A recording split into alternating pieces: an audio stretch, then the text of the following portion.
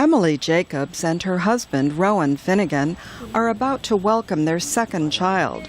He or she will be born at home, like their first, 22-month-old Elias. The same licensed nurse midwife will attend. If all goes well, it will be a peaceful, unmedicated birth, with no high-tech monitoring, surgery, or drug-induced labor. And then after giving birth, straight into my own shower, into my own bed with our new family in our home, and there's just nothing like that. As a medical student, Jacobs has attended hospital births. She thinks doctors manage them more according to hospital protocols than the needs of women in normal labor. It's not an illness to be pregnant. It's a beautiful experience, and if you feel supported and you have the right kind of support, to labor and give birth in your own home is such a gift.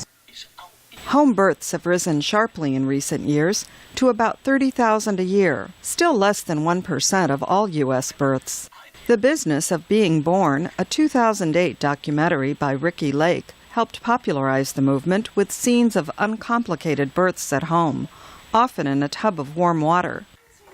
Other advocates have spread the word with online video of their own midwife-assisted water births. Critics disagree about the safety of home births. A study in the American Journal of Obstetrics and Gynecology found that babies born at home are 10 times likelier to be stillborn and 4 times more likely to have serious neurological problems. Dr. Frank Chervenak co-authored the report. We here on our labor and delivery unit fight for seconds.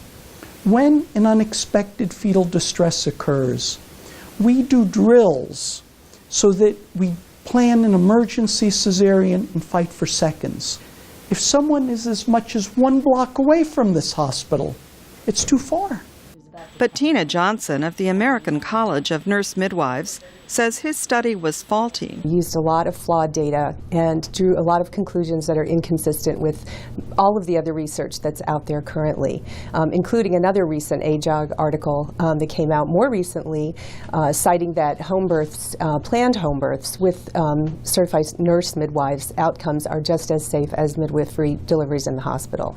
Author Jennifer Block agrees and says women are choosing home birth for the baby's health as well as their own. Because if the mother has a spontaneous vaginal birth, that's absolutely the best case scenario for a baby.